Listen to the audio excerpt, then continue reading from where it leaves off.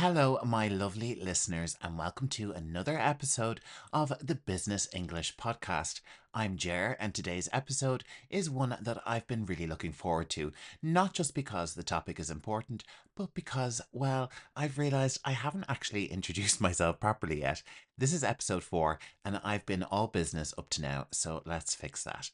If this is your first time listening, I'm so happy you're here. And if you've been following along since episode 1, then thank you truly for coming back. So, who am I? I'm a CELTA certified English teacher with over a decade of experience helping professionals around the world communicate with more confidence and clarity in English. I've worked in sales, I've managed teams, I've trained staff, I've dealt with difficult customers. I've fumbled through corporate meetings and I've coached hundreds of learners through interviews in English. I know what it feels like to want to sound professional, but also human, polished, but also real. And that's what the Business English podcast is all about. Real world English for real world situations, but with warmth, insight, and hopefully a bit of personality. So let me start by saying this. Today's episode has a full worksheet available exclusively for student members, and this one is a gem. It's got a STAR method planner, deep dive exercises, reflection prompts, grammar breakdowns, and even a ChatGPT powered roleplay simulation. And you can use it to write your own answer to today's question or use it with your students if you're a teacher. Either way, it's powerful. So if you're not a member yet, you can join today. The link is in the description. You'll get access to this episode's worksheet and everything else in my PDF archive. Okay, now let's get to the meat of today's lesson. The question we're exploring is a classic, and I don't use that word lightly. It shows up in interviews across industries, across levels, and across cultures. And yet it still makes people feel just a little bit sick. Here it is. Can you tell me about a time you failed? Now, let's sit with that for a moment. It's one of those questions that triggers a deep instinctive reaction, usually a mix of shame, anxiety, and a desperate desire to either give a fake story where everything turns out fine or to downplay the whole idea of failure entirely. We hate talking about failure, don't we? But here's the thing I want to tell you today. This question is actually not a trap. It's not there to humiliate you or to test your weakness. In fact, when used well, it's one of the strongest, most human answers you can give. It's a way to show strength, maturity, accountability, resilience, and of course, what we're all about here at Learning English Pro is emotional intelligence. And that's what we're going to unpack together today. Now, why do employers ask this tricky little question? There are a few reasons, and they go beyond what you might think. First, from a recruiter's perspective, this question helps them understand how you deal with unpredictability. Because, let's face it, any job, even one you love, will come with pressures, challenges, and moments when things go wrong. Secondly, it reveals how well you know yourself. And that's huge because people who are self aware, who can say, yes, I made a mistake, and here's what I did about it. Those people actually tend to be the easiest to work with. They're easier to manage and they're easier to trust. Thirdly, this question can demonstrate emotional intelligence better than almost any other. If you can speak calmly, reflectively, and even optimistically about a moment that didn't go to plan, that tells the interviewer a lot about your mindset, your self leadership, and your long term potential. Now, let me bring in a voice that I really respect. My friend Anna. She's a recruiter here in Dublin and she's been placing candidates in mid and senior level positions for over a decade. I asked her, what makes someone stand out in an interview when it comes to this question? And she said, it's not always about the perfect answer. Sometimes it's about the most honest answer. That's huge, isn't it? And she said it's most especially important when they talk about something that they struggle with. If the person can name the mistake, own it, and explain what they've learned from it, that's really powerful. Anna even said that she's hired people before who give messy answers, as in not perfect or polished, but just full of genuine insight, because she could tell they meant it, that it was lived, and that it was real. And that, my friends, is what this episode is going to help you to do. Craft a real, intelligent, reflective answer to that question. Can you tell me about a time you failed? Now, before we get into structure and phrasing, I want to step back and talk about failure for a moment. Because this word, failure, is heavy, it carries shame, especially in certain cultures. In some parts of the world, failure is seen as a personal flaw, a lack of discipline, a loss of face. I've had students tell me that in their home country, admitting failure in public, especially in front of a potential employer, would be considered almost shameful. But in other cultures, like in the United States for example, failure is often framed as a badge of honour. There's even that Silicon Valley cliche, fail fast, fail forward. Now, I'm not saying that's always healthy, but the idea is that mistakes are a normal part of progress, that trying and failing is better than never trying at all. And this is where things get interesting, because if you're a non native speaker interviewing in an English speaking country, you're not just navigating language, you're navigating expectations, cultural ones. For example, a British interviewer might value modesty, understatement, and humility. So when we're talking about a failure, you might want to take a softer, more reflective tone. Something like, looking back, I could have handled that quite differently, and I've learned from it. Whereas in an American context, you might lean more into the story and the energy of it. It was a big challenge and I dropped the ball, but I used that experience to completely change how I approach teamwork. Both of these examples are valid. They're both professional, but the tone here matters. And that's one of the skills I want you to take away from this episode. Not just the words, but the tone, the way you tell the story. It needs to have an emotional arc because your interviewer isn't just listening to the content, they're listening to you, your voice, your attitude, your self perception. Now, let's shift gears for a second. In the world of leadership, some of the most respected CEOs and thinkers have spoken openly, even proudly, about their failures. Let me give you a few examples. Indra Nooyi, the former CEO of PepsiCo, once said that her failures were the things that made her most valuable as a leader. She said, I learned more about leadership from my failures than my successes. She talked about missing signals, making assumptions, and the need for deep listening, especially when leading diverse teams. Or let's consider Satya Nadella, the CEO of Microsoft. In his book, Hit Refresh, he talks about emotional intelligence as the defining trait of modern leadership. And part of that, he says, is the ability to admit when you're wrong, not just privately, but publicly. To say, we've got this wrong, here's what we're doing differently now. And this mindset of humility, reflection, and recovery is what interviewers are looking for in you, even if you're not applying to be a CEO. They want to know, if you drop the ball, will you take ownership? Will you blame others? Will you shut down? Or will you step back, learn, and adapt? That's the emotional intelligence part, and that's where we begin building our answer. And this is where I introduce to you the STAR method, not just for answering this question, but for answering a multitude of questions that can come your way in an interview. I'm going to replay a short segment from one of my earlier lessons where I walk through the STAR method with a few clear examples. Just sit back and listen and let it settle in. In this lesson, we'll take a look at behavioural interview questions, which are designed to help employers understand how you've handled specific situations in the past and predict how you'll perform in the future. In this video, I'll explain what these questions are, why they're important, and show you how to answer them effectively using the STAR method. We'll also look at some common examples and sample answers to help you prepare. Let's get started. Behavioural interview questions are questions that ask you to describe how you've responded to specific situations in the past. These questions often start with phrases like, tell me about a time when. Give me an example of describe a situation where. Employers use these questions to assess your problem solving skills, teamwork, leadership, and adaptability.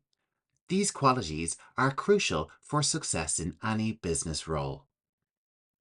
Why are behavioral questions important? They're important because they provide insight into your past behavior, which is often the best predictor of your future behavior in similar situations. For business roles where decision making and leadership are key, these questions help employers see if you can handle the challenges that come with the job. So let's take a look at the STAR method. To answer behavioral questions effectively, we use the STAR method. STAR stands for situation.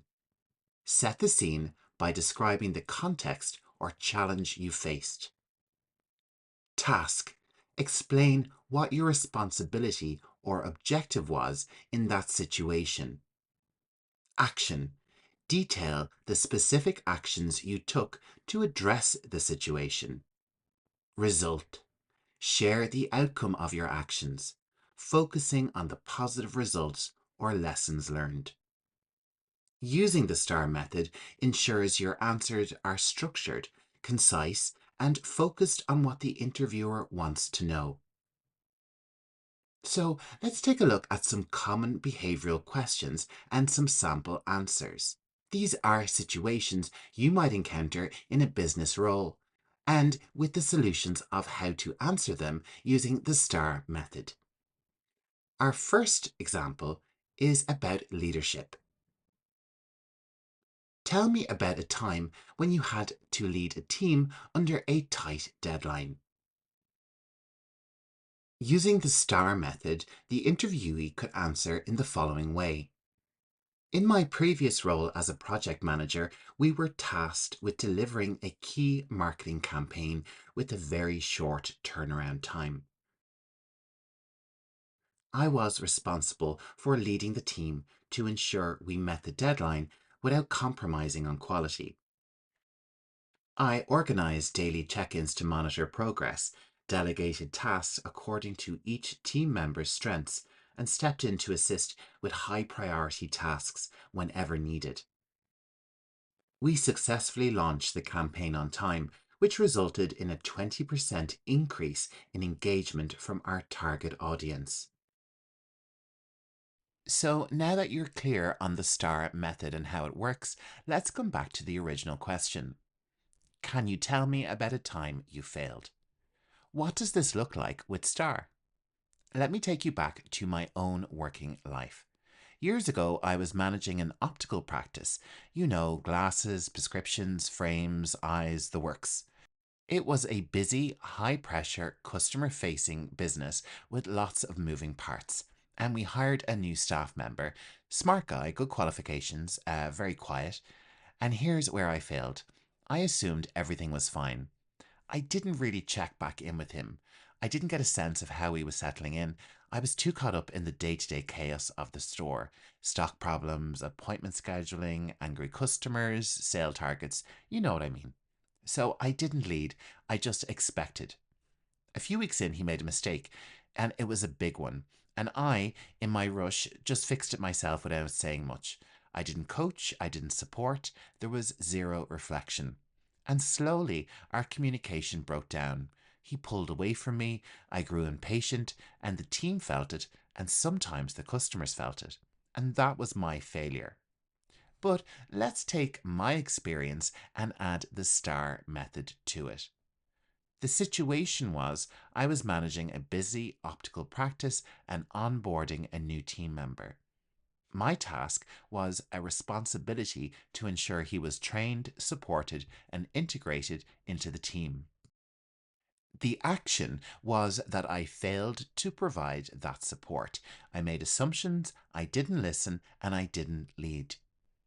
And the result was he underperformed. The team suffered, and it wasn't until we had a feedback session initiated by him and not me that I realized I'd missed multiple signs. After that, I created a new onboarding checklist, weekly check ins, mentorship. I even trained other managers on how to spot disconnection before it becomes disengagement. I still cringe when I think about that experience, but I was very young. But I also know it made me a better manager and a better teacher. And that's the point. Your failure story isn't about the mistake, it's about the growth. So, what about you? What's your story? Let me help you find one. Ask yourself, have you ever let communication slip through the cracks? Have you ever missed a deadline, not because you're lazy, but because you misjudged the workload? Have you ever tried to do everything yourself instead of asking for help and it backfired? Have you ever misunderstood a client or a colleague and it caused tension or it caused a delay? These are real, they happen, they don't disqualify you, they just humanize you. Now, in the worksheet that goes with this episode, you'll find a reflection tool to help you map out your own failure story using STAR. You'll also find an exercise that walks you through rewriting a bad answer into a good one, just like we're doing here. Remember, the worksheet is available for student members only. If you want to join the student membership with Learning English Pro, the link to join is in the video description. Right, let's break down the language you can use to tell your story. Here are a few phrases that soften your delivery and show emotional intelligence. Looking back, I realized I underestimated the complexity of the situation. At the time, I thought I was doing the right thing, but I missed something important. In hindsight, I would have handled it differently, and I've changed my approach since then. That experience really taught me how important it is to. It was a tough moment, but I grew a lot from it. Notice the tone here in all the phrases. They're reflective, they're honest, and they're calm. That's what we want. We're not trying to be dramatic, we're not blaming, we're not over apologizing, we are owning it. And just to be clear, do not say, I failed once, but it wasn't my fault. That's not growth, that's defensiveness. Now, let's talk briefly about levels of failure, because not all stories are equal. If you're a junior candidate, it's totally fine to talk about something small, missing a deadline, misunderstanding instructions, making an error in judgment. If you're applying for a mid level or senior role, your failure story should reflect your scope of responsibility. Maybe a team you managed underperformed, maybe a decision you pushed for didn't work out, maybe you mishandled a client relationship. What matters most is your reflection and your action. And remember, the result part of STAR doesn't have to be heroic. It can be quiet, but it has to be clear. Something changed, you learned, you adapted. Now, what happens when someone asks this question in a different way? Here are some common variations. Tell me about a challenge you faced and how you handled it. Describe a time when things didn't go as planned. Have you ever missed a goal or target? What happened? What's something you wish you'd handled differently? All of these interview questions are after the same thing: your ability to navigate imperfection.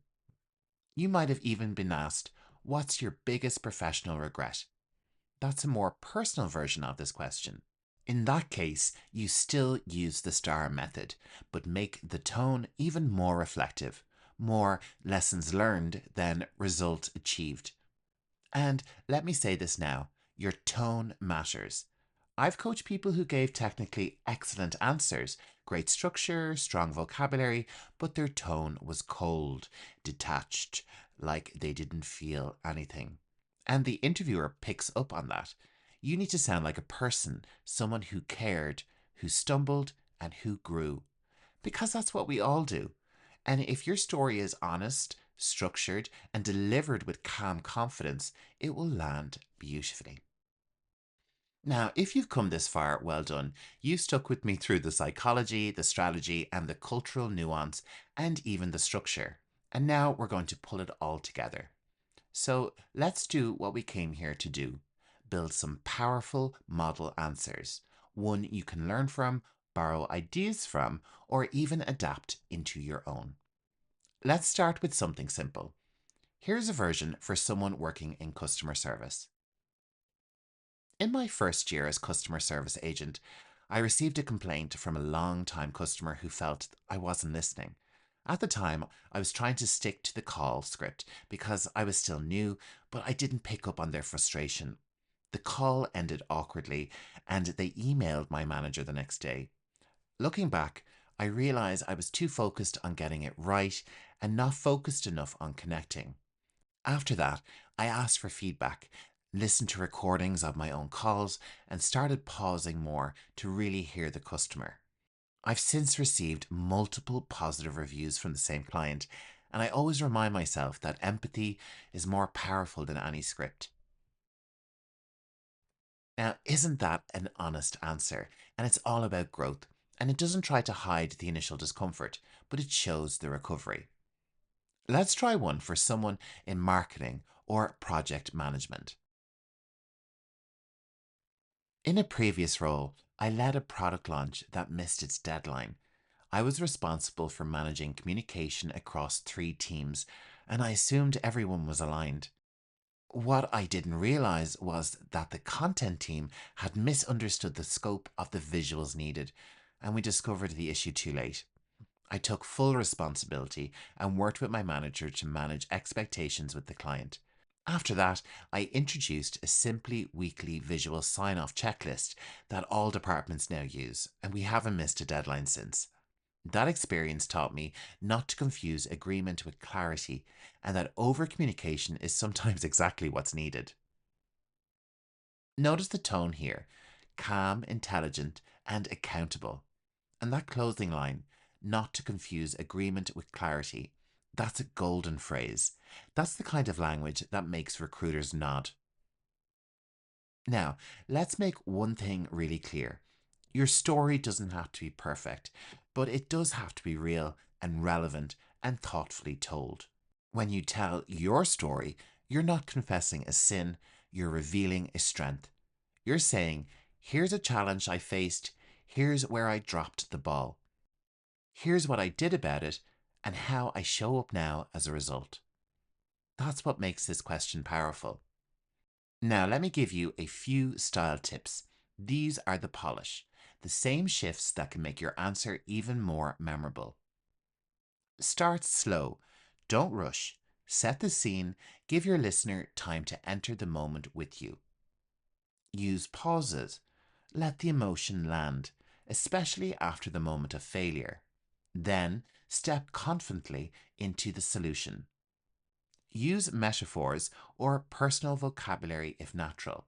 Something like, that moment really opened my eyes. Or, it felt like being in the deep end with no life jacket, but I swam. Smile when you talk about what you learned. Even if they can't see you, it changes your voice. It shows warmth and ownership.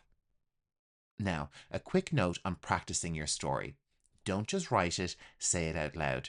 Or better yet, record yourself. Or open ChatGPT and paste in the mock recruiter from today's worksheet and let ChatGPT interview you. Try saying your answer, typing it back, saying it out loud. See what lands, feel the rhythm of your voice. And if you have a friend, colleague, or teacher you trust, ask them to listen and give honest feedback, not just about your grammar, but how you come across. Are you too flat, too vague, too fast, or are you confident, clear, and human? This is what the best candidates do. They prepare not just what to say, but how to say it. A few years ago, I was coaching someone who was applying for a leadership role in a global logistics firm. He was a super bright guy, super sharp, but his failure answer was far too polished, far too rehearsed. It sounded like a case study, not a human being. So I asked him, what's the failure that still stings even now? And he said, I once had to let someone go, and I did it by email. And he hates that memory because he panicked, avoided discomfort, and it cost him the trust with the person and with the team. So I said to him, that is your answer. That moment with reflection and growth, it is absolutely gold. And we built the star answer. He owned it. He described how he changed his approach to conflict, how he learned to have hard conversations face to face, even when it was uncomfortable. And he got the job. And the recruiter told him later, that answer is the one I remembered because it showed me who you are under pressure. And that's the power of this question. Before we wrap up today's episode, I just got a brilliant question from one of my student members. Shout out to Jemima MPG 1564. They asked, can you talk about phrasal verbs and idioms at work, both formal and informal? Yes, absolutely, because this is one of the most common areas of confusion in business English. Phrasal verbs and idioms do show up in meetings, emails, presentations, but knowing when and how to use them is what really matters. Let's break it down for you. Phrasal verbs tend to be less formal than their one-word equivalents. For example, if you said to bring up, it's quite informal.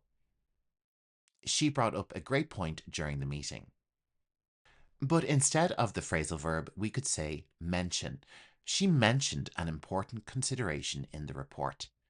So if you're writing an email to a client or presenting to senior management, you might want to go for the one-word version. But in a team meeting or coffee break, the phrasal verb is perfect. So let's run through a few examples. I'll give you the phrasal verb first, which is informal, and then I'll give you a formal equivalent. So first up, we have to put off. He put off the meeting. The formal equivalent of this would be to postpone. He postponed the meeting. Next up, we have go over. She goes over the report. But instead of go over, a formal equivalent would be to review or examine. She reviews the report or she examines the report. Our next informal phrasal verb is to look into. He looked into a problem. A more business English formal equivalent is to investigate. He investigated the problem. Okay, one more. Our informal phrasal verb is to come up with. He came up with an idea. A formal equivalent would be to propose or to suggest. He proposed an idea. He suggested an idea. Idioms can be fun, but they're risky if they're too obscure or local. Go for idioms that are widely understood and clearly tied to business or teamwork. Here are 3 safe, strong ones. Back to the drawing board. This means to start again. To say you are on the same page as someone means that you're in agreement. To think outside the box means to be creative. And a quick caution, idioms like ballpark figure or low-hanging fruit might sound cool, but if your listener doesn't know them, the meaning is lost. So my advice, know your audience. In international or mixed level teams, go simple. Swap in formal terms when writing or presenting. Practice paraphrasing. Be able to say it both ways. So thanks again to my student member, Jemima MPG 1564 for the question. Student members, I love when you message me like this, and I want to start including more of these shoutouts in future episodes. So leave your question in the comment box below and I will get to it in the next episode. All right, that's a wrap. If you want to practice your answer using the STAR method, grab the worksheet for this episode. It's only available to student members and honestly, it's packed. Lots of useful exercises included to help you become a master of this interview question. It's one of the best resources I'd made for this podcast so far. So if you're a student member, head over to the membership tab right now. If not, you can join today for $4.99 per month and access everything I've published so far. In next week's episode, we are going to cover 3 more interview questions. Yes, that's 3 more questions, and we're going to use the STAR method for each of them. So get ready to really build up your repertoire of interview questions. If you've liked this episode, make sure to drop a like and subscribe. This has been the Business English Podcast. I'm Jer. Thanks for spending this time with me. And remember, mistakes don't disqualify you, they define you if you learn from them. See you next Monday.